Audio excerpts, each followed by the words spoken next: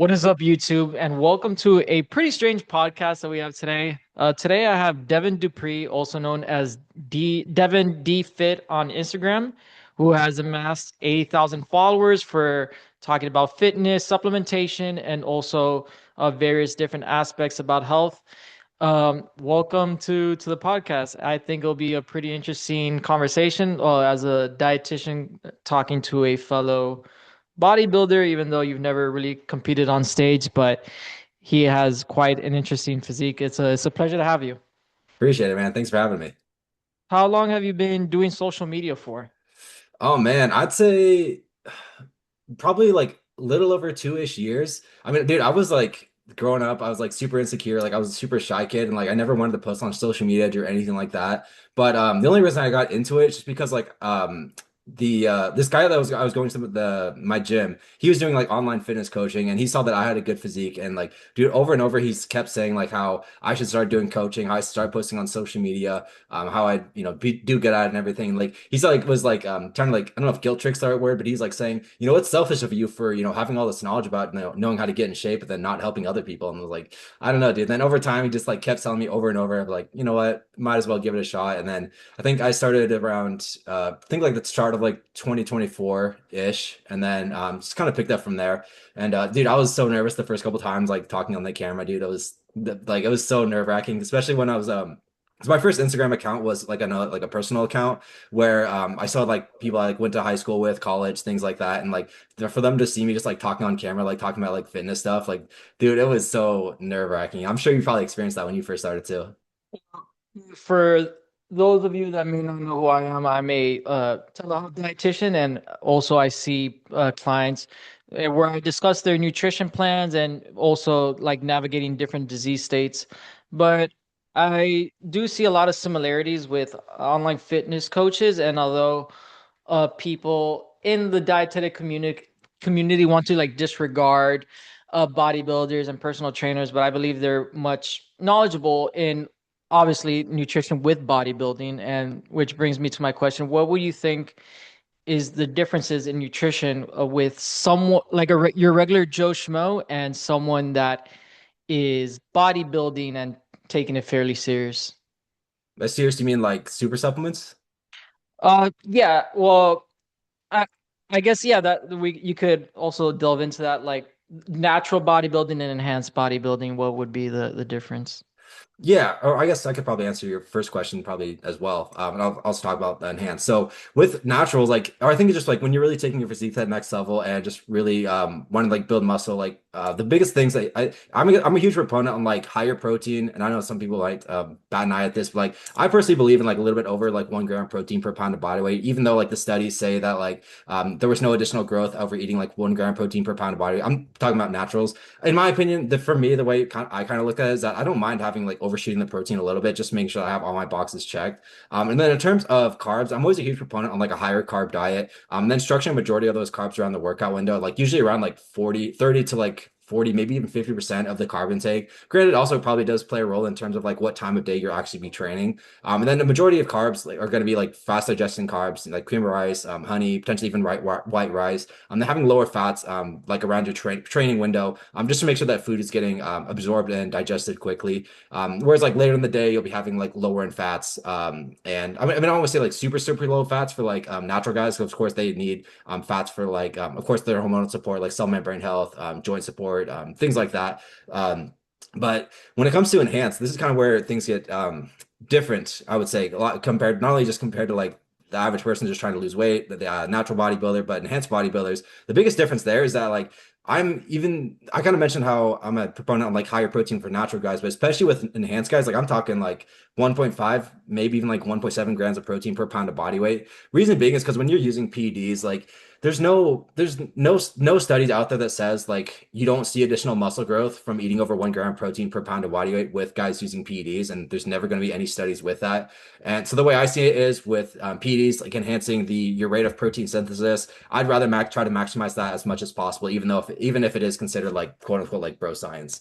And then with the carbohydrate side of things for PEDs or enhanced guys, so I'm even more proponent on like higher carb and lower fat compared to the natural. Like if we had to give like general like arbitrary macro percentages, like maybe for a natural it'd be like I don't know 30%, yeah 30%, maybe like 40% protein, 30 to 35 to 40% protein, and then maybe like 40 to 50% carb, and then the rest in fat. Whereas enhanced guys, I would say like maybe I'd say like they can probably cap out around like 40, maybe 50 grams of fat total, and they just literally just max out everything with protein and carbs. Because when you're on PDs, that's just going to improve your insulin sensitivity, improve your glycogen storage, nitrogen retention, and then therefore that basically what that means is that you can, well, basically what that's going to do is just allow them to be able to eat more carbs without having to worry about fat gain as much compared to a natural. And then obviously with the enhanced guys, like you don't really have to worry much about in terms of like their hormone support. Like they of course need to have their like have their bases covered in terms of like EFAs from like healthy fats and things along those lines. But like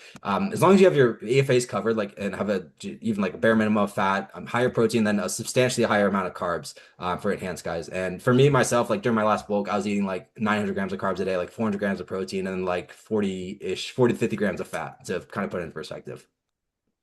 Put pictures on the screen of how you looked in that period. But yeah, it is very interesting because yeah, from the literature that we see also as dietitians, it's with our reference guide is to give 0.8 grams per kilogram of body weight, which is very low. And Yeah. it's because most of those studies are not being conducted on participants that go to Mhm. the gym 4 or 5 times a week and have a higher demand of nutrients. And the same way, um, someone that is lifting weights needs more protein. They also need more electrolytes, more water, more of almost everything is because you're expending a lot more, and it's something that I tell my clients as well. And I also like to keep the protein intake relatively high, especially if someone's on a deficit, since it's most satiating, and to not experience any muscle loss unless someone has like pre-existing kidney conditions. Then Yeah. that would be the only time I would monitor that. Awesome. And how important would you say nutrition is in bodybuilding? Because most people just say, "Oh, if I ever took uh, drugs, I would look like a bodybuilder." So there's like the holy trinity of nutrition, nutrition, training, and supplementation. How important would you say nutrition is? Dude, I mean, so many guys are missing out on so much progress by not paying attention to their nutrition. Like that is it's such an easy factor to dial in. It's such a low-hanging fruit for a lot of guys. I mean, it's hard to say. I think diet and training, I mean, this might be controversial. I feel like diet and training do like 80 to 90% of the work, even when you're enhanced. Like if those things are not in check, because like the gear, the stuff that the people use, like the PEDs and stuff like that, it's not really gonna work that well. Kind of an analogy I have or like think of is like food is the building blocks. Training is, or basically, yeah, food is the building blocks, and then the PEDs is like the number of workers actually building the blocks. Like this is the analogy for like a construction site. So and then the training is basically where those workers are told to build. So basically, the way I see it is when you are, taking a bunch of PEDs and don't have your nutrition dialed in, you're just having a bunch of workers at a construction site, and it's just going to create a lot of issues. No, like nothing's actually going to be built, just because there's no materials to actually build the actual muscle and that side of things. Got it. When you are training, well, overseeing clients and you see them online, how are you able to monitor their training? That's something I've always wondered. Yeah, good question. So what I have is a app. So basically like it's basically an app like I kind of schedule out all their workouts for them. I kind of on the onboarding call and just like on our check-in calls, like I'll just kind of like reiterate the specific intensity principles. Just making sure that they're training with the intensity that I want them to, and that kind of have the general structure to everything. But since I'm not like they like, and also like what they do is they track their weight and reps on all of their working sets, just to making sure that they know exactly like how much, and also like I can see it on my end. So like me and the client can see exactly how they're performing in the gym. And then in terms of like if they need me to critique their form or anything like that, like they're feeling a little bit of pain, discomfort, or maybe just not like the muscles activating as much as they could be during some of their exercises. What I have my clients do is send me a couple of videos of them doing the exercises, just so I can get a good understanding of like what their form actually looks like. And kind of what I'll do, just to make sure they're doing things as safely as possible and effectively, is I'll send them a kind of a video form critique back where I'll literally like put my phone up like on my desk right here, and then kind of walk them through like specific for critiques as if I was in there with them like in person. Got it. What would you say is the exercise that is most done incorrectly? RDLs, and then I'm also thinking lateral raises, actually, believe it or not. RDLs and lateral raises. Yeah, Yeah. like using your traps. I still don't know how to do RDLs correctly. I just prefer the lying hamstring curl or the Yeah. seated down hamstring curl because it's just a lot easier way to get a contraction. But Yeah. um, with RDLs, I just feel it in my lower back, which Oh I'm yeah. probably doing something wrong. Yeah, dude, I mean I got injured doing RDLs, like I was doing like 425 RDLs and like I destroyed my back. That's why I haven't been working out. It's like maybe my form was bad or maybe I was just doing too much. So maybe I gotta critique my own form or something. I don't know. Yeah, for the listeners, that you did sustain like sciatica after doing RDLs, which was gonna lead to one of my questions is, um, did you have like any regrets in certain exercises that you have done, like in terms of risk reward ratio that you probably wouldn't do in the future?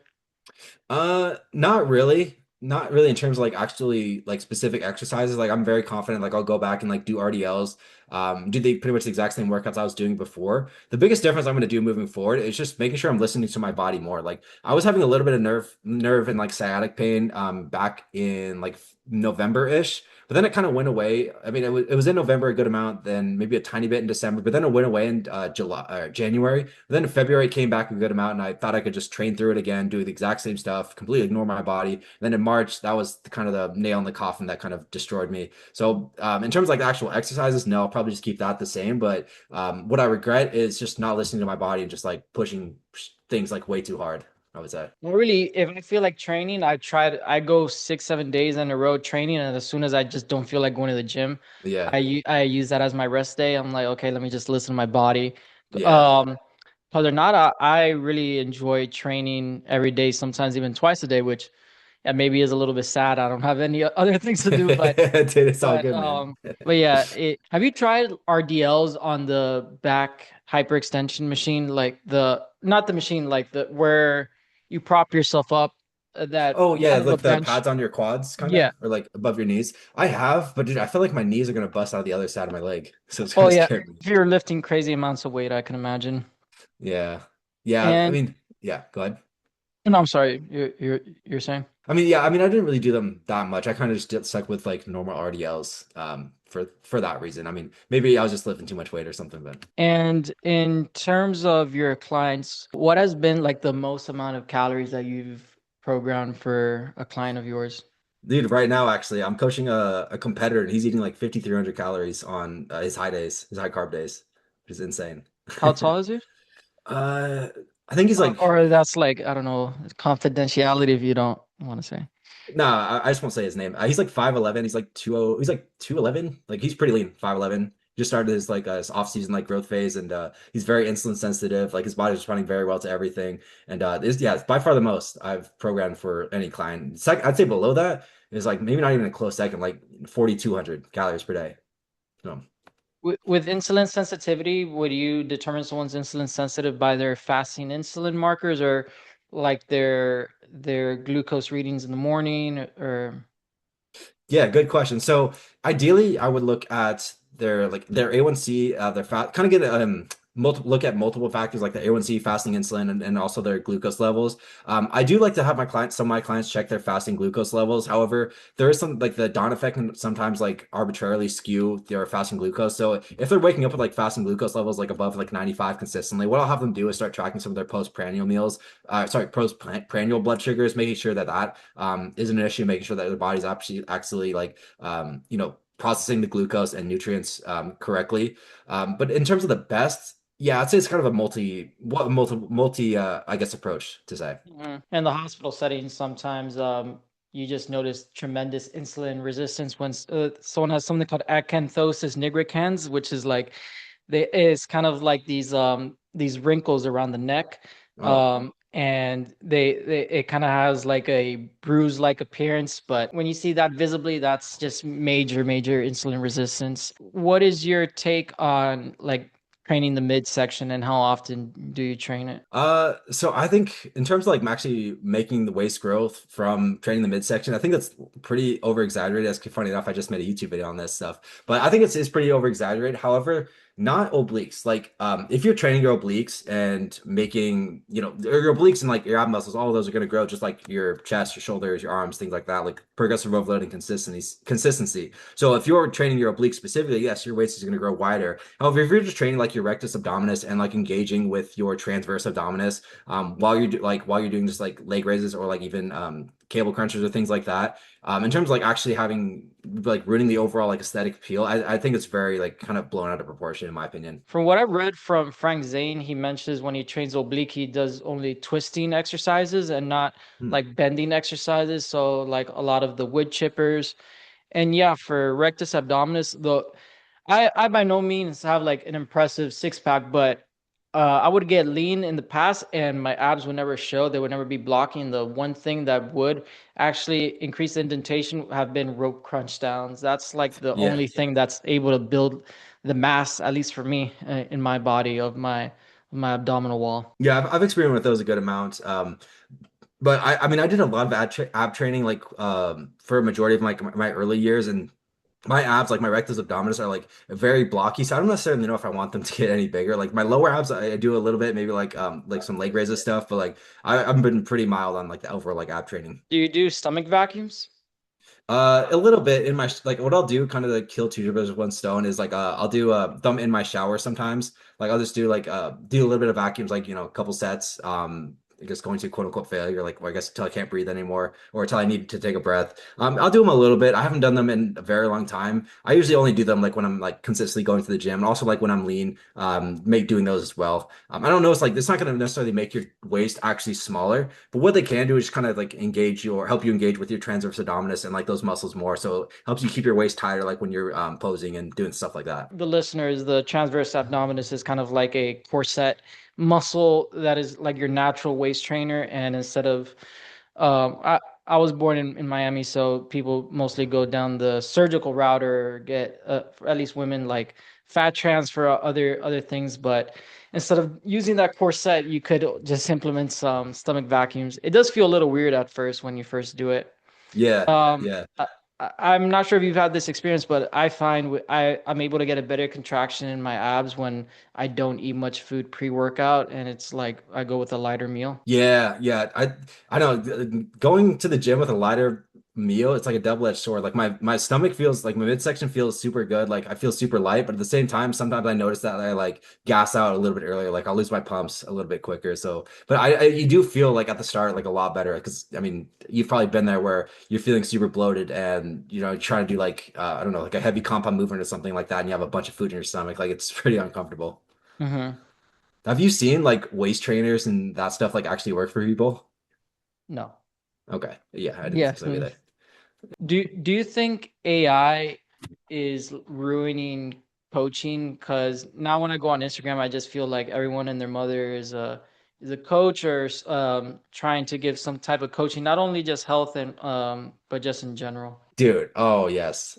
Yeah, especially like I watched a podcast, I think it was like a couple weeks ago on like this exact topic where guys were basically it looks like they're kind of just reading from like a teleprompter on their phone or something like that and like they just have like a chat GPT script. Like I see a lot of this on TikTok with I mean maybe these guys actually know their stuff, but like a lot of like stuff on like nootropics, like these guys like the way they're explaining it like I don't know how to explain it. Like they're the way they're like speaking with their words, it just seems like it's like AI generated. I don't know. Like I feel like it's very common now, and I know like some guy. This might be a little bit off topic, but maybe I don't. Maybe you've seen this, maybe you haven't. But some guy like had an AI generated like transformation, and he started posting that, and like this guy was like straight up owning up to it. Like it's even getting to that extent where guys are like animate like using AI to make transformations and then posting those transformations, saying that those are their clients, which is pretty much Farquat or something like this. I don't know his name. I don't know his name. But Okay. he was like flexing Yeah, how much yeah. money he was making in the video too, I think.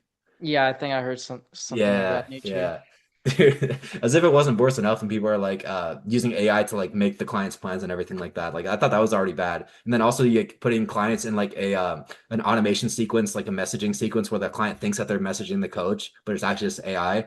Dude, like it's AI is like taking over or I guess kind of ruining a lot of putting a bad name for a lot of fitness coaches, in my opinion. Some clients that do ask me, "Oh, what's the difference of just not getting ChatGPT?" And I'm honest, I'm like, "Well, ChatGPT is an amazing tool. The thing is, Hmm. most people don't have a knowledge deficit; they have an application deficit, and really just with Yeah. applying the said knowledge, and then once you do encounter a problem, I believe you first have to have a transformation yourself before helping others transform and having I know what it feels like to have cravings, how to like deal with Hmm. hunger, low energy, fatigue, different things, and how to navigate those problems. And that's where the true science lies.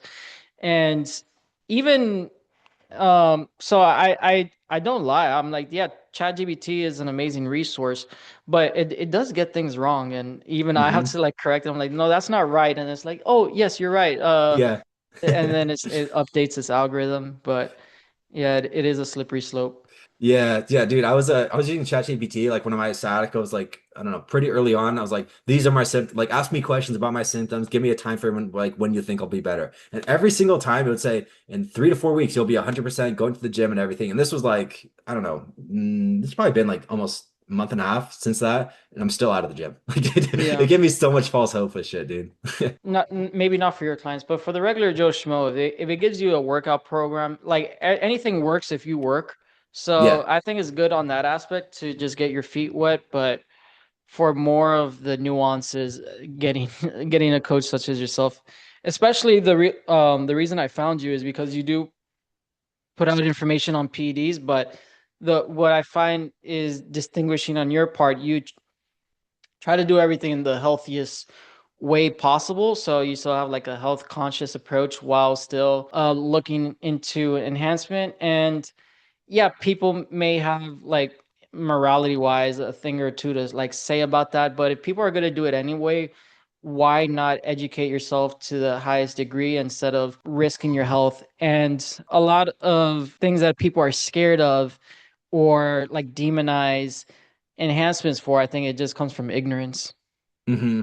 Yeah, ignorance, and then also just like a few bad horror stories that like will go all over the internet. Like guys, I mean, it is, obviously like we all know it's like dangerous stuff, but like guys will like, completely abuse stuff for like years and years, and get a heart attack or have some sort of issue with it, and then people will just really attribute, any like that one example as kind of being the ex like the rule for everyone, like kind of making what's the saying, making the that's an like looking at exceptions as rules, which is not what you Mhm. want to do. Because like if you do things like moderate, like to get do the like ancillaries, over the counter supplements, be healthy, like diet, training, like have all of that stuff in check.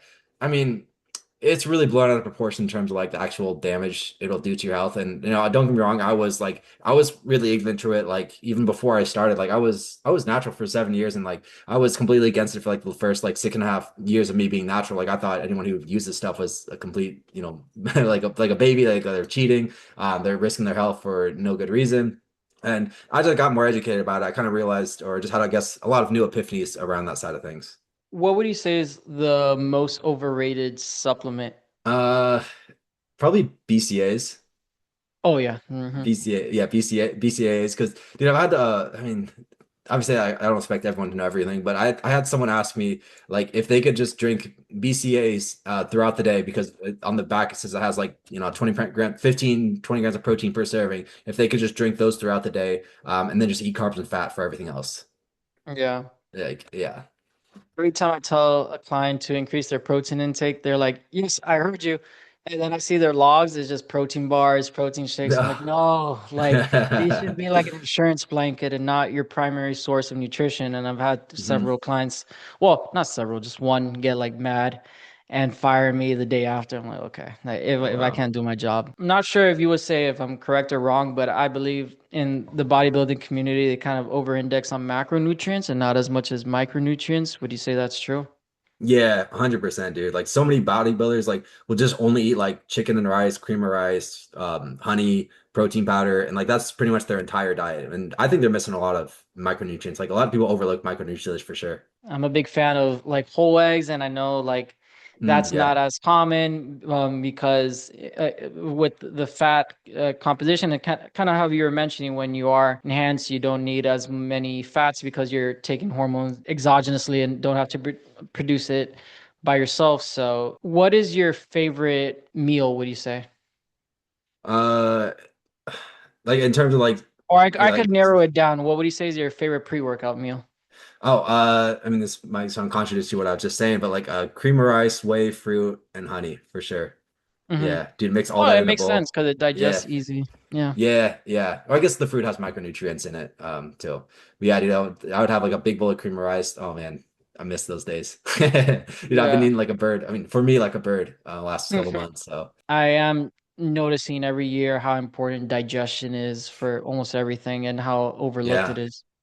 Yeah, dude, especially with like the use of like GLPs.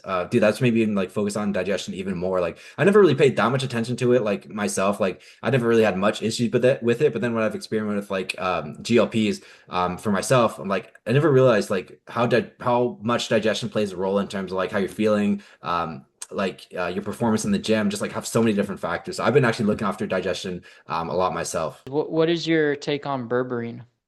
I like it. I really like berberine. I mean, sometimes I'll have a little bit of diarrhea the first couple times I use it. However, I have noticed a pretty good effect with berberine, just like taking it before bed. However, it's not something I want to use unless I like feel like I actually need it. Just because, like, for in my case, like when I'm using like GH and things like that, I want my IGF-1 levels to be as high as possible. And I know with berberine, there is some mechanism, I can't remember exactly what it is, that can potentially lower IGF-1 levels. So I'd say it's kind of like something I want to like. I'd rather figure out the solution with other options before throwing in berberine. However, I do think it is a great option, like overall, for like overall like blood sugar control and insulin sensitivity. What are your thoughts on those in-body scans?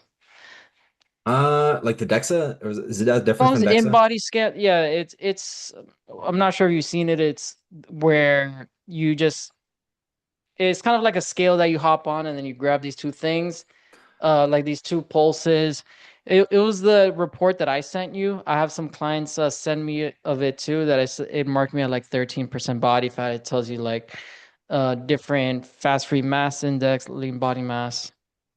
Uh, I don't know how accurate that is. I mean, it's probably like if I had to guess, maybe this is like literally a guess. Like there's no context for me actually believing this, but like I think maybe there's like probably a variation, like a margin of error of like 15 to 20%.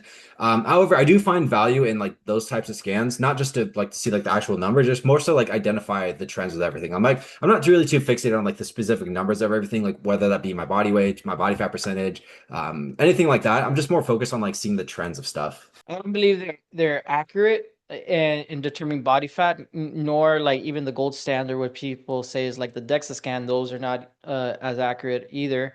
The gold standard really is getting an MRI, but who's going to Yeah. do that? But it is what you mentioned. Like if you get them done routinely, and if you do see the number drop from 1 month to another, and let's say body fat, although it's like it is a crappy measurement, you're still getting that same tool, that same crappy tool, and seeing progress. And it is a good way to determine progress. So, Hmm.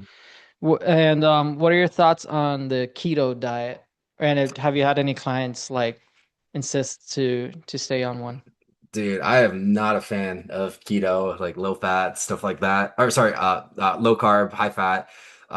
Really just because my kind of I don't know niche, but like my kind of focus is like the bodybuilding style of things, and like carbs are your body's preferred energy source. So like having those for your workouts, your body's gonna prefer that. Also gonna help with your metabolic health. I know I can't remember exactly what it is. I just know like carbs can help with your overall like metabolism, making sure that that's good, and also just helping with your recovery as well. So I'm a huge fan of like carbs, and this might be a little bit off topic, but like I've seen some pretty people's like messed up blood work for like cholesterol specifically from eating like a high fat like keto diet, dude, especially carnivore. Oh my God, the I saw some dude with, like almost a 300 LDL just on TRT from eating carnivore for like a couple months. They're the most vocal to tell me why I'm wrong and give me some obscure studies that I've never seen in my life, and Hmm.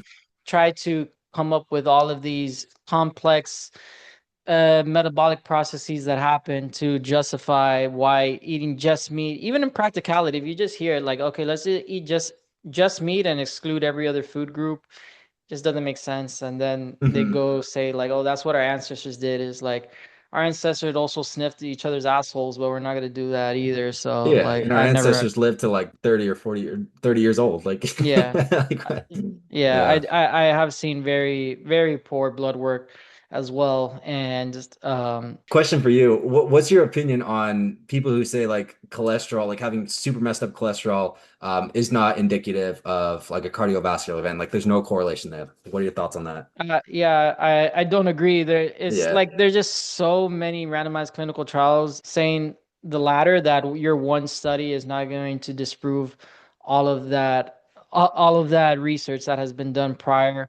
What I will say is like dietary cholesterol does not increase cholesterol. So that's one big misconception. People think like, okay, my cholesterol is high. Yeah, let me avoid eggs, which yeah, eggs maybe like to a degree, but it's mostly saturated fat what you have to Hmm. look out for. And I usually kind of feel sad when people cut out eggs because, as we were alluding to previously, with micronutrients and the importance of that, I there's really rare foods that have so much nutrition packed in them, micronutrient wise, like an egg, like choline, zeaxanthin, vitamin D, vitamin E, Beef liver. omega 3s, just so many things that are very difficult to get in a diet. Like, Hmm. for example, my it's kind of irrelevant, but my sister is pregnant and like she's eating a lot of eggs just to like provide so much micronutrients for her offspring that Hmm. so I imagine if you're not raising a child and just like all that nutrition goes to you. And in your context, in a bodybuilding context, I know since fats are so calorie dense that it will take away from less calories from carbs to be able to utilize. So yeah, it's so many different moving parts and things to consider, but that's what I find interesting about this, and kind of something that I also like about bodybuilding as well. Even though I don't consider myself a bodybuilder, I just am someone that enjoys going to the gym. But it's like the monotony of going to the gym every day, making it like things staying the same for some reason. I find so much joy and pleasure from it. Yeah, same. It's like predictable, like a routine. Mm-hmm. Mm-hmm. Yeah, exact same. I'm the exact same way. Like I don't know, dude. I don't and like also eating the exact same food every single day, dude. I don't know. We make so many decisions as humans. Like the last thing I want, maybe not the last thing, but one of the last things I want to do like multiple times a day is figure out like what I want to eat like on the spot. Like I want to know exactly what I'm eating, like the portion sizes, everything like that. I just like having a lot of predictability and consistency with everything. When my clients struggle with their diet, I always lean most into simplicity. Yeah, And my clients are shocked. What they're like, wow, like I'm eating a lot healthier because you give yourself such a big barrier to entry. Like if you look at those TikTok or Instagram recipes of 12 steps and you have to do dude. all of this stuff, you're gonna say, oh no, I came home from work, I'm exhausted. But I call it like cavemen, brainless ooga booga, like cooking, like, okay, carb source, rice, okay, Yeah. protein, vegetable. You could just have some like, well, I even get frozen vegetables pre-packaged in those mini bags, and I cut it up and I just saute all of those to keep it very simple. And then Hmm. for flavor, because my clients obviously you want your food to taste good. I am a really big fan of low-fat Greek yogurt to use it as a base for a lot of sauces. Yeah. So, and it's kind of like a blank canvas that takes the flavor of many things. So, low fat Greek yogurt and hot sauce is high protein buffalo sauce. And that you can have a chicken and rice bowl that may be considered boring, but then you put some of that, and now it's a buffalo chicken and rice bowl. So, something pretty innocuous that then is pretty good. Plus, like, if you want to get very granular, hot sauce does have cayenne pepper, which just has some increases in your metabolic rate. Very minor, but still, like any percentage does count. I didn't know that. I didn't know about hot sauces, but yeah, I do like that your idea with using like low fat Greek yogurt. I actually use like fat free Greek yogurt for some of my clients where like I think I have a couple of my clients like eating something like a some sort of like burrito or like a soft taco kind of thing. Instead of using like sour cream, they'll use like Greek yogurt for that very Mm-hmm. reason. Tastes exactly like, yeah. Yeah. And yeah, I have that like sauces for my clients, like a whole list of so like cilantro lime, and Greek yogurt is like a cilantro lime sauce. And there's like so many different ones that you could do. I tell my clients when you're tired and when you're stressed, most of your faculties are being taken into other things, and that's why it's even more essential to keep things simple. Before my first call of the day, I just put some rice in the rice maker to make, and I already have my carb source for like 3 meals, and I do repeat meals, and it just makes things a lot easier. And I noticed then your cravings usually go away because I don't know about you, but I noticed my clients that have the most cravings is because they undereat protein in breakfast and lunch and dinner. And then Hmm. when you undereat protein, what that means is for your meals, you're consuming a larger percentage of carbs and fats, which leads to a blood sugar spike. And then with the blood sugar spike, then that's when insulin is released and saying, okay, let's open the lock so all your cells could be able to absorb this glucose and then lead to a reactive hypoglycemia where your blood sugar goes down. But Hmm. that's when you get the cravings because your body's smart. It's like, okay, my blood sugar is low. It's going to Yeah. crave sugar. And just really adding the protein as a substrate to add to the glycemic load. It helps also control your blood sugars, make sure that you're full and decrease the amount of cravings and binge eating at night. I used to Hmm. be a very big fan of fasting, but now not as much. I use it as a tool in the toolbox, but not as like religious as some people are with it. They're like, you have to fast every day and like 3 day fast. I'm not a fan. Yeah, yeah, dude. I mean, not as much anymore. But back when I was just like before I was like coaching guys with like the enhanced side of things, a lot of people would come to me and they were like big fans of, like intermittent fasting. They were like at plateaus like for their weight loss.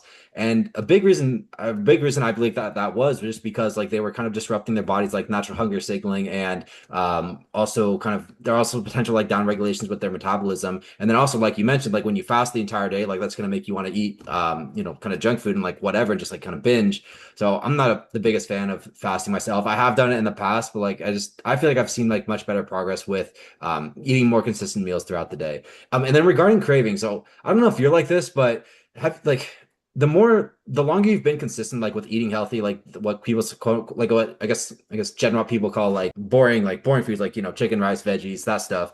I feel like the longer, maybe you like this too, the longer that you've been consistent with those foods, it's kind of made it so you don't crave like actual junk and like sweets more. Like your body kind of just naturally craves like more healthy food the longer you can stick with it. Do you kind of experience that too? When you refrain from eating it for a long period of time, the foods that you once loved no longer taste the same. I remember as a kid, I would eat honey buns all the time, and Mm, I tried one just for nostalgia purposes, and it tasted like a hot mess of garbage to me. It just tasted extremely artificial. Or I tried to have Cheetos, and it just tastes like a weird, like powdery nonsense. yeah, yeah, exactly, dude. And like I like what you brought up about like not I mean obviously you want your food to taste good, but like not like super, super palatable like the crazy stuff on like that you see on like Instagram. Because like yes, like even though if that does make the food taste better, like if you're still just trying to like lose weight and be in a deficit, sometimes people like when the hunger creeps in, like they might signal to themselves or like tell themselves like, I'll just binge on this food, it's healthy and it tastes good. Like that can kind of create like a negative spiral with even if it isn't like junk food, like you can still like overeat as obviously like still overeat like stuff that's healthy and with stuff that's healthy that tastes it's super good like a I don't know like a cheesecake like on that level like psychologically people are going to want to eat more of that. I mean, I'm a real big fan of like baked pastries, like, but when they're Mm, fresh, so like a nice chocolate croissant, or yeah, the rule that I give my clients is to not bring any of the, if you have a craving, to not bring any of these foods in or like DoorDash or anything, or yeah. like go to the supermarket. My rule is if you really, really, really crave it, go out, like drive over there and get it. Nine times out Hmm. of ten, what's gonna happen is you're gonna think about, oh, I need to get in my car, like put on my Hmm. seatbelt and wait in traffic, have the asshole behind me honk at me, and then you're gonna psych yourself out. I mean, sometimes you're actually gonna go, and that means that you really, really, really wanted it. And then Yeah. in that case, yeah, just go have it. Portion controlled, like don't go haywire.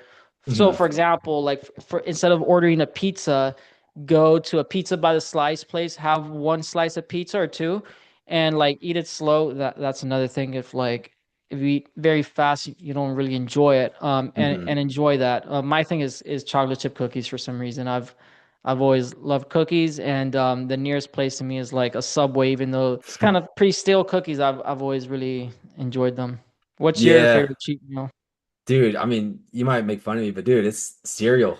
I don't know, man. Like the mini wheats, like the chocolate or blueberry mini wheats or even strawberry. I don't know why. Those I'm just obsessed with cereal, dude. Like I can eat so much of that. And also weirdly enough, I don't know if it's like a cheat meal, but what I could do, like cream of rice, if I make cream of rice right with like protein powder, like honey and fruit, like stuff like that, I could probably slam an entire box of cream of rice, like those little like Uncle Ben's cream of rice things. Like breakfast food in general for me, like waffles, pancakes, that like pretty much anything like that, just always hits. Lately, I've been making these protein pancakes that are so good. Kind of what I was mentioning before that I just try to simplify it as much as possible. So I really don't measure it anything, but in bodybuilding context, that's probably not good. But for like, I don't want to say general pop to make it sound like the lesser than, but basically the way I make it, I just put a bunch of Greek yogurt, flour, protein powder, and a bunch of eggs, and it's all haphazardly. And it's crazy how much protein and nutrition I could fit in this like one pancake, and Mhm. how good it tastes. And then with like sugar-free maple syrup on top. But Oh yeah, yeah, that that stuff. that's Oh it's man, really good. yeah, yeah, that stuff is so good. Sugar-free maple syrup, dude. That's I'd abuse that like so much back when I was like cutting or like even when I was bulking, dude. I had so much of that. Oh man, Yeah.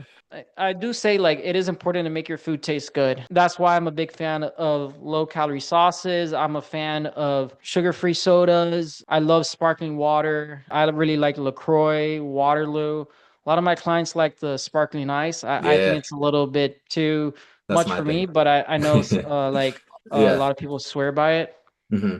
Yeah, so that I have no problem with. And the people that are afraid of artificial sweeteners, it's because of the studies that say that it causes cancer. But if you do like read those studies and you see how much artificial sweeteners were given to these rats, if you would equate it to a human on a gram per kilogram basis, it would be like the equivalent to like 50 cans of Diet Coke a day, which I'm pretty sure you're not going to be doing that. The Yeah. only person I would see doing that is like truck drivers. For some reason, they just drink Mm. a lot of soda. Yeah, yeah, that is true. Yeah, dude, the whole idea of like aspartame causing cancer is completely blown out of proportion. Dude, I feel like a lot of the theoretical stuff, like I mean, yeah, a lot of the theoretical stuff, like there's like other PEDs and stuff like that that people think that there's like maybe small indication that there's like theoretical cancer, even like some nootropics and like I don't know, dude, a lot of that is blown out of proportion. Like there's no anecdotal reports of saying people like, I took this thing or I was consuming this thing, large amounts of this product or whatever, and got cancer from it. Like if that was the case like stuff like that would be like people would be like not using it, cardiac dihexa even. Yeah. Is anything is really dose dependent. I tell my Hmm. clients you can drink 6 gallons of water and die Right. from electrolyte imbalance, but does that mean water is bad? Or what is your opinion on creatine? I like creatine. I mean, I've been using it. I mean, ever since pretty much ever since I started working out. Do I know do I feel like it's really doing much for me now? I don't really know. I've been on it for so long. It's like hard for me to remember. I remember when I first started it, I like gained weight, like, like 5 pounds in a week or something like that. And I felt like I was super jacked. I was like 160 pounds back then. I don't, I think in terms of like any supplement that's going to help with performance, I think creatine would probably be the best one, like over the counter supplements, in terms of like, gym performance and like muscle growth. I would say creatine is probably like the holy grail. Granted, you're not going to get like insane results from it. I'd say it's kind of like an additional like cherry on top, and also like given how cheap it is like if as long as you like don't have like, you're good with your hydration and like your kidneys and all of that are like good, I don't see any reason why people shouldn't be taking it, in my opinion. Personally, for me, it always just made me like gave me a stomach ache, gave me a headache for some Mm, reason, and I've never tolerated it well. I've tried creatine HCl, and that one was a little bit easier on my digestive system. I notice my clients that are vegans and pescatarians see the most. They mention, "Wow, I feel amazing at the gym," is because mhm. their diet is just so low in creatine that they Yeah. feel it much more. Yeah, that is valid. I see about hear about people talking about like the energy and like cognitive benefits from creatine. I've never experimented or experienced that, but granted, like I said, I've been on it for I don't know, almost a decade, so it's like, Yeah. I probably at this point like my body's so adjusted. Like if I took it out, would I feel less energy? I don't know. So, Yeah, I don't feel much of it either. Most of my elderly clients tell me they feel yeah. the cognitive benefits. So it must be also like an age-related thing. That's Hmm. I don't know the exact science. I'm just spitballing, but like their creatine stores might like lower with a I don't know. I'm speculating. Yeah, yeah. I beats me. I don't know. You probably know better than What me. what is your take on massage therapy?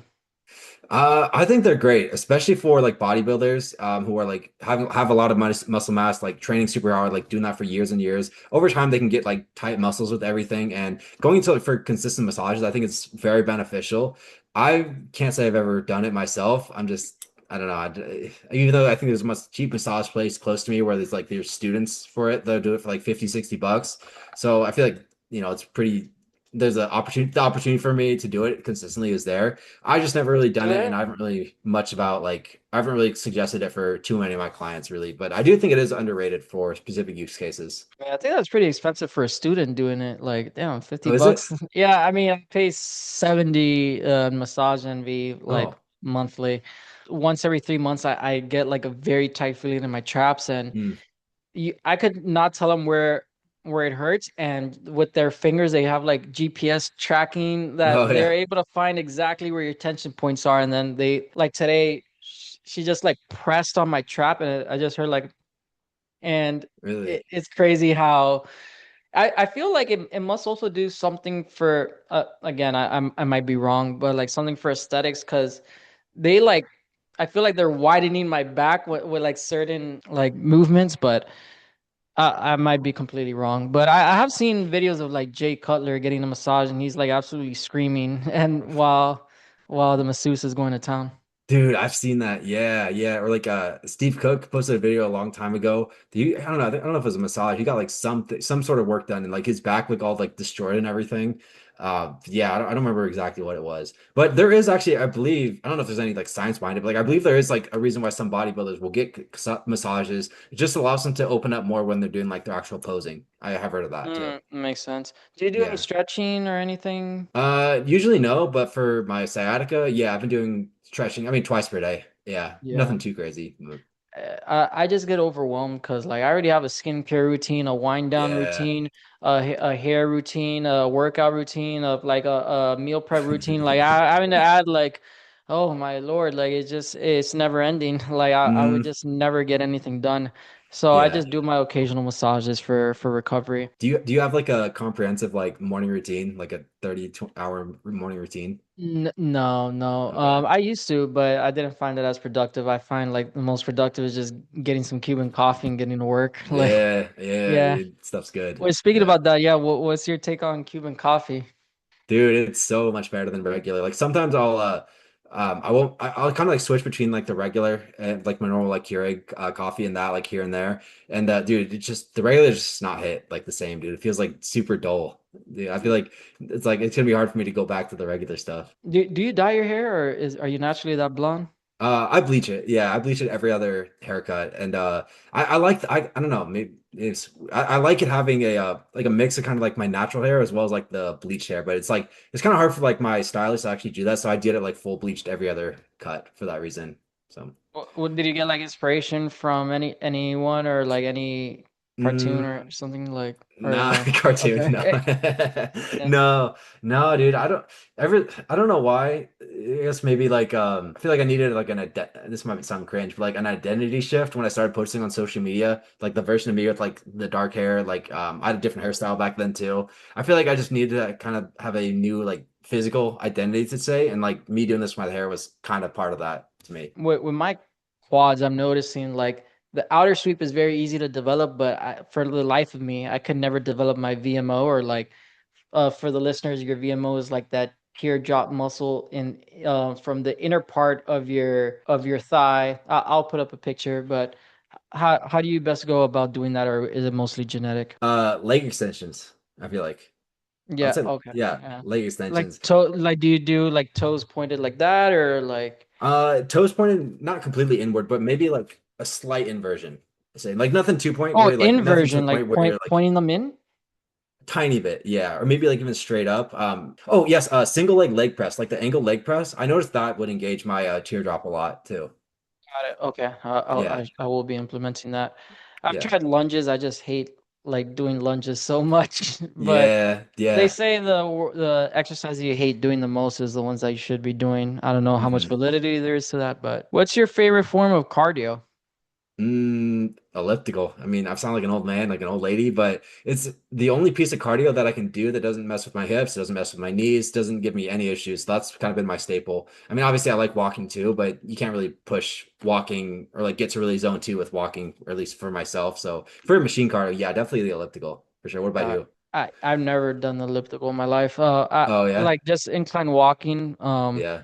or like just getting stuff. Well, I mean cardio like playing pickup basketball, like Oh yeah. because time goes by so fast, but it's not like something that you can measure and like progress on. But I guess like bodybuilder cardio, Hmm. yeah, incline treadmill. Because Yeah. I could also watch like a show on it or whatever. And would you say that feeling sore after a workout is a good indicator of a good workout? Not every time, because like I mean, you can ride your bike for like or go on the like recumbent bike for like 2 hours, and might be super sore after that. Does that mean you're going to be like actually building muscle?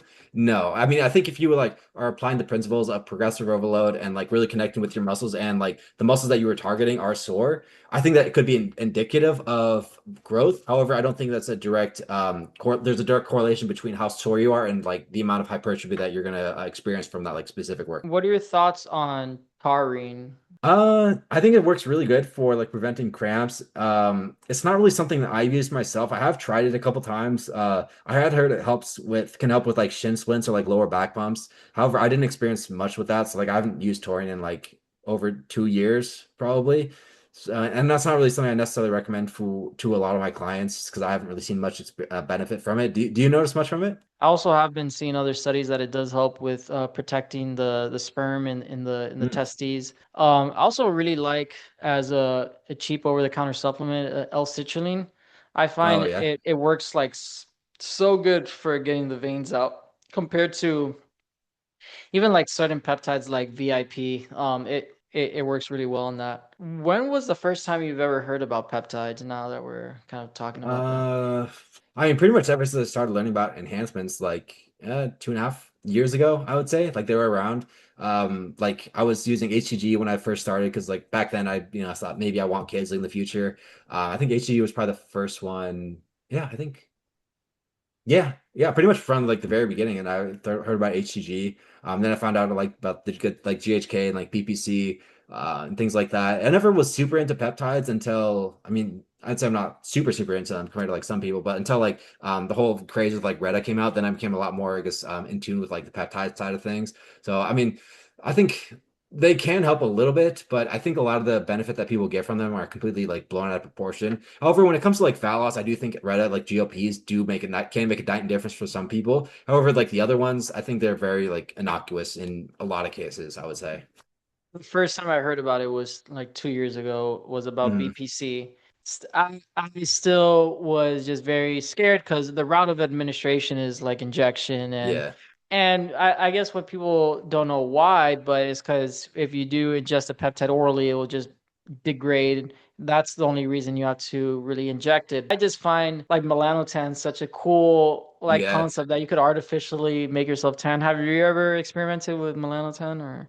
Yeah, yeah, I used it a lot last summer, like when I was for my cut. And dude, I used it for a lot. I mean, not I didn't abuse it. I was using like 250 micrograms like once every week and a half. But like over time, I noticed I started getting like weird hyperpigmentation like around my neck and like upper chest area. So I stopped using it like 6 months ago for that reason. And I haven't tanned since. And yeah. But I do like melanotan. I mean, I didn't really notice much like flushing or that like the appetite suppression. I didn't really get much side effects from it, but I do like melanotan, especially I heard there's a lot of good like anti-inflammatory benefits from it too. Yeah, I did find like yeah when when I tried it and I would do it consistently like the skin does get a little leathery. Hmm.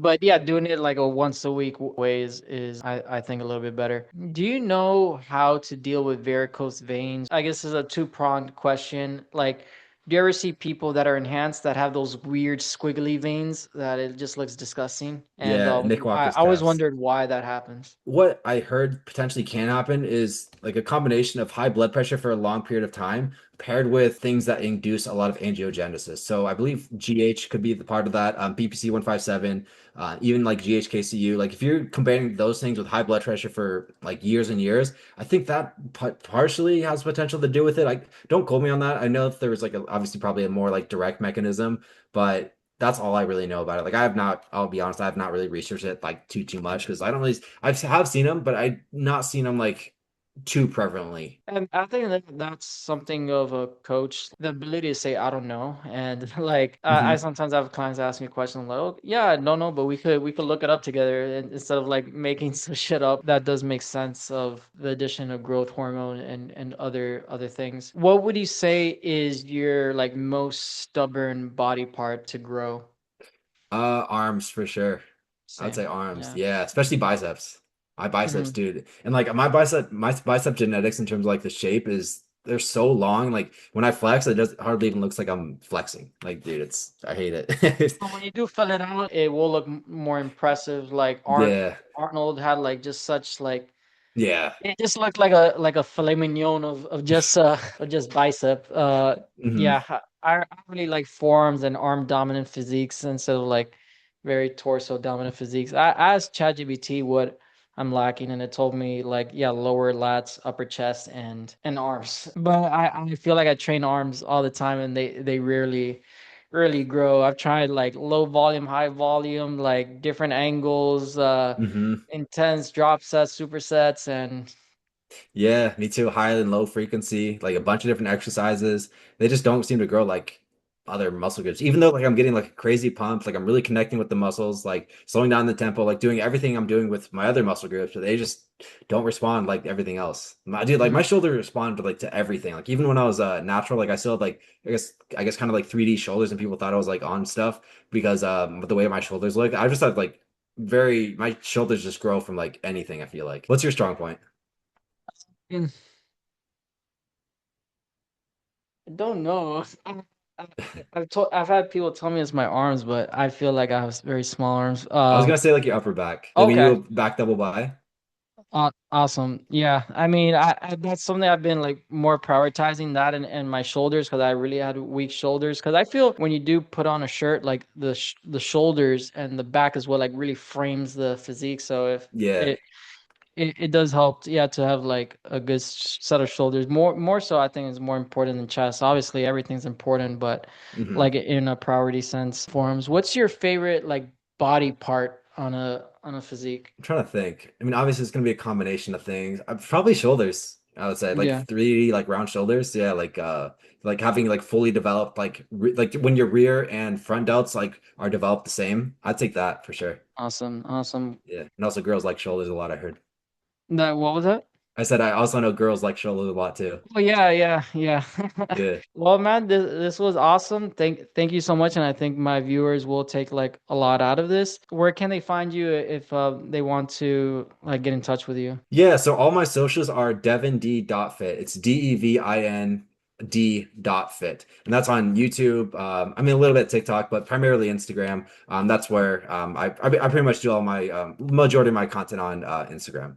So, Devin talks mostly about like pharmacology and a lot of things that and even nootropics, which is cognitive enhancing compounds that you could take, which we could even have a whole podcast on that, I yeah. feel like. And as I know it's something that you're very interested in. But yeah, make sure to give him a follow. He's a huge wealth of information, and it's been a real pleasure. And thank you for taking the time out to do this. Of course, man. Well, I really appreciate you having me on. It was a great podcast. It's my first time doing like an actual podcast, so it was a good experience. And I feel like it was very you asked like the right questions and it was very, I guess I felt like I was engaged and I really appreciate you allowing me to come on here. So Have a good one, man. sounds good, brother. Appreciate you. Peace out.